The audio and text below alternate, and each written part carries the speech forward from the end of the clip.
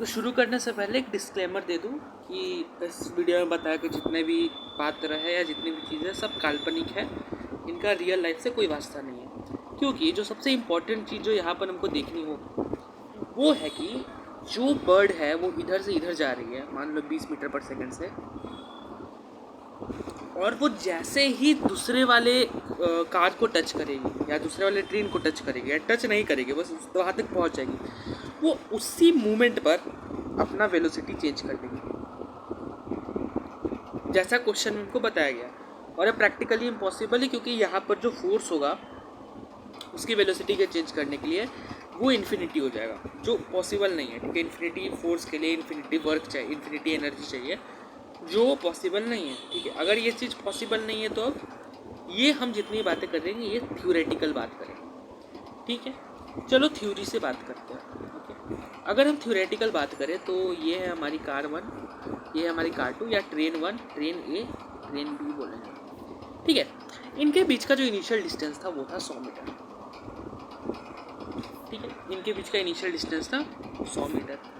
अब हुआ ये कि ये जो है ये 10 मीटर पर सेकंड से बढ़ रहा है इधर की तरफ, और ये 15 मीटर पर सेकंड से बढ़ रहा है इधर की तरफ, और यहाँ से एक बर्ड उड़ी और वो बर्ड यहाँ पर बढ़ रही है 20 मीटर पर सेकंड की स्पीड से बी तक।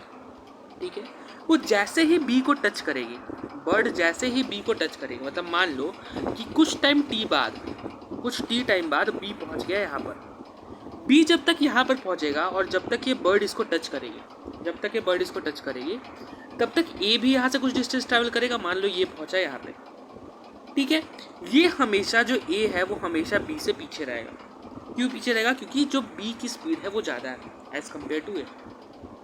ठीक है, बी की स्पीड कंपेयर टू ए ज़्यादा है। ठीक है, अब बी की स्पीड कंपेयर टू ए ज़्यादा है, तो अब मैंने ऐसा मान लिया कि फाइनली अब ये जो दोनों बॉडीज़ है या ये जो दोनों कार्स है, ये दोनों कार्स अब यहाँ तक पहुँच चुके हैं, और जो बर्ड बी है वो यहाँ पे पहुँच चुका है, बी तक पहुँच चुका है। ठीक है, ये रहा अपना बर्ड बी, और ये बर्ड भी यहाँ पे पहुँचा है बी तक। ये अब यहाँ पे सीधे मूव करने लगा 20 मीटर पर सेकंड की स्पीड से। सिंपल, 20 मीटर पर सेकंड से मूव करने लगेगा। जो कार बी है उसकी वेलोसिटी है 15, जो कार ए है उसका वेलोसिटी है 10। ठीक है, अब वापस से क्या देखने को मिल रहा है? वापस से देखने को मिल रहा है कि जब ये 20 मीटर वाला, मान लो कि अब ए कार जो है वो यहाँ पर पहुँच चुका है, जब ये जो बर्ड है ये मतलब टी टाइम बाद ये बर्ड जाके ए से मिलेगी, तो टी टाइम में कुछ ए जो है ना वो कुछ दूर आगे बढ़ेगा, उतना ही कुछ दूर कम बी को ट्रैवल, मतलब उतना ही कुछ दूर कम बर्ड को ट्रैवल करना होगा। मान लो कि ये यहाँ तक पहुँची, तो यहाँ पर अब बर्ड आ गई है फाइनली। ठीक है, फाइनली बर्ड यहाँ पर आ गई है। इस पूरे प्रोसेस में टाइम लगा T2। ठीक है, T2 मैंने बोल दी। तो क्या इस T2 टाइम में ये जो B है ये अब स्टेशनरी ही रहेगी? बिल्कुल नहीं। ये T2 टाइम में ये जो B वाला जो कार है या B वाला जो ट्रेन है, ये भी कुछ दूर मूव करके मान लो यहाँ पर पहुँचेगा। ठीक है, ये भी कुछ दूर मूव करेगा, वहाँ पे पहुँचेगा। अब मैं इस चीज़ को थोड़ा सा जूम करके बनाता हूँ। ठीक है, तो अब हमने क्या देखा कि जो अपना बर्ड है वो यहाँ से अब निकलेगा वापस से बर्ड भाग।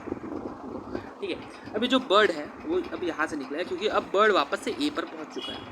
ठीक है, फिर ये बर्ड निकला, तो कुछ T2 टाइम, मतलब कुछ T3 टाइम बाद, मैंने T3 एक टाइम ड्यूरेशन लिया है, उस T3 टाइम ड्यूरेशन के बाद जो अपनी B है वो B मान लो यहाँ पर पहुँच गया, और जो ये जो बर्ड है ये बर्ड आ गया यहाँ पर। ठीक है, उतने T3 टाइम में ए भी कुछ डिस्टेंस कवर करेगा, ए कुछ डिस्टेंस कवर किया और पहुंच गया यहाँ पे। ठीक है, अब ऐसा क्यों होगा? क्योंकि हमको पता है कि जो बर्ड की वेलोसिटी है वो ज़्यादा है as compare to A and as compare to B, तो हमेशा जो ट्रेन रहेंगे वो कुछ दूर ट्रेल करेंगे, कुछ दूर पीछे ही रहेंगे हमेशा बर्ड से। ठीक है, यही चीज़ होने वाली है यहाँ पे। अब मैंने यहाँ पे 3 ट्रिप्स तुमको दिखा दिया है।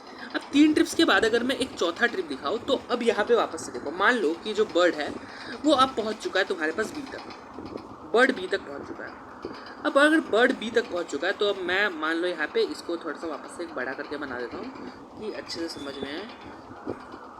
ठीक है, इनके बीच में कुछ डिस्टेंस मान लो x बचा हुआ है, बर्ड यहाँ पे पहुँच चुका है। ठीक है, अब मान लो कुछ T4 टाइम बाद जो ट्रेन है वो कुछ डिस्टेंस आगे बढ़ा, ठीक है, उसी के साथ जो बर्ड है वो आके यहाँ पर आ गया, मतलब बर्ड चूँकि उसकी स्पीड ज़्यादा है as compare to train B, तो यहाँ पे पहुँचेगा। उतने T4 टाइम में जो ट्रेन बी है वो भी कुछ दूर आगे आएगा, ठीक है, वो भी कुछ दूर आगे आएगा, ये चीज़ होगी। और वापस से ये जो प्रोसेस है ये चलते रहेगा।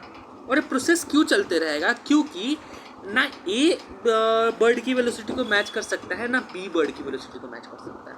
तो फिर दोनों वेलोसिटी को मैच कर ही नहीं सकते, दोनों वेलोसिटी को मैच कर ही नहीं सकते। मान लो कि कुछ देर बाद ट्रेन्स के बीच का जो डिस्टेंस बचा वो बचा 0.1 मीटर, ठीक है, मैंने इतना दूर का बना लिया। मान लो कुछ n टर्न्स बाद उन दोनों के बीच का डिस्टेंस बचा 0.1 मीटर, जो होगा 0.1 मीटर, मतलब मैंने ऐसा माना कि 0.1 मीटर बचा, या ऐसा कर लेता हूँ 1 मीटर बचा। कितने ट्रिप्स बाद? n ट्रिप्स बाद। अब n ट्रिप्स बाद 1 मीटर बचा, और मान लो कि वो बर्ड अभी बी के पास है, या मैं बोल देता हूँ कि बर्ड जो है वो ए के पास है, बर्ड जो है वो ए के पास है। तो जितने देर में ये यहाँ से यहाँ पहुँचेगा, मतलब जितने देर में जैसे मान लो कि मैंने ऐसा बोला कि टी टाइम बाद ये जो बर्ड है ये बी से मीट करेगा, टी टाइम बाद ये जो बर्ड है ये बी से मीट करेगा।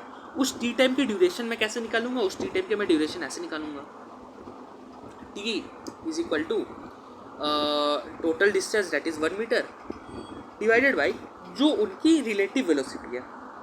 उनकी रिलेटिव वेलोसिटी कितनी है? बर्ड यहाँ पर आया, मतलब उन दोनों की जो रिलेटिव वेलोसिटी है वो है यहाँ पे 20 का इसकी तरफ आगे की तरफ 20 और इसका पीछे की तरफ 15, मतलब 35 मीटर पर सेकेंड, 35। तो अभी भी 1 मीटर बाई 35 सेकेंड में ये यहाँ पर पहुँचेगा, ये जो बर्ड है ये पहुँचेगा इस पर्टिकुलर पॉइंट पे, ठीक है। उतने दूर में कुछ जो बी है वो भी मतलब आगे बढ़े, मतलब ऐसा समझो कि बी कुछ दूर आगे बढ़ा और कुछ दूर बर्ड आगे बढ़ा, इस पॉइंट पे ये दोनों मिले, ठीक है, बर्ड इस पॉइंट पे ये दोनों मिले। तो उतने ही दूर में कुछ डिस्टेंस ए भी ट्रैवल करेगा, ठीक है। और अब ये जो बी है ये ए की तरफ घूमने के लिए तैयार हो चुका है, तो इतने टाइम बाद अब मैंने एक और चीज़ मान लिया। मान लो कि अगर इन दोनों के बीच का डिस्टेंस 0.01 मीटर हुआ या 0.1 मीटर हुआ, इतना छोटा मैं डिस्टेंस मानता हूँ, तो उस केस में भी अपनी जो टाइम लगेगा वो लगेगा कुछ ऐसा 0.1 डिवाइडेड बाई 35 मीटर पर सेकेंड। मतलब जो सिनेरियो है वो ये है कि जब तक दोनों ट्रेन्स आपस में टकराएंगे तब तक वो इनफाइनाइट ट्रिप मार चुका होगा बर्ड, ठीक है, क्योंकि हमने बर्ड को यहाँ पर एक पॉइंट की तरह माना हुआ। क्यों पॉइंट की तरह क्यों माने? क्योंकि भाई बर्ड का साइज़ नहीं होता ना, और सब थ्योरेटिकल चीज़ें हम ले रहे हैं, क्योंकि एक्चुअल में ये सब चीज़ पॉसिबल नहीं है, ठीक है ना। हमको ट्रेन का साइज़ बताया ना, हमको इस चीज़ का साइज़ बताया, तो उनको उन सबको पॉइंट साइज़ मानना होगा। मैंने ट्रेन को भी पॉइंट साइज़ माना क्योंकि उसका ना हमको डायमेंशन दिया हुआ है, और ना उसका मतलब उसका डायमेंशन अगर हम लेंगे तो कैलकुलेट नहीं कर पाएंगे। और हमको अगर प्रैक्टिकल सिनेरियो भी दिया हो, मतलब प्रैक्टिकली पूछा हो, तो अगर प्रैक्टिकली पूछा हो तो हमको कुछ चीज़ें देना बहुत ज़रूरी है उनको, जिसमें से सबसे पहली चीज़ है डी एक्सलरेशन। जब वो अपना डी एक्सलरेशन या फोर्स जब वो अपना डायरेक्शन चेंज करेगा, कौन डायरेक्शन चेंज करेगा? बर्ड डायरेक्शन चेंज करेगा। अगर उतनी सब इन्फॉर्मेशन दी जाए तो वही बात है 15 से 20 पेज के अंदर वो निकल जाएगा। मतलब 15 से 20 पेज के अंदर अगर तुम करते रहो तुम्हारा आंसर आ जाएगा, साइज भी देना होगा उसको।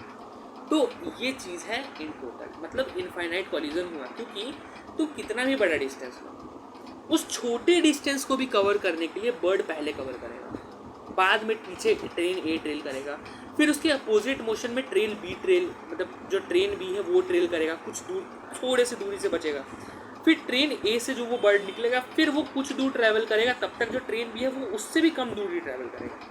हमेशा कुछ डिस्टेंस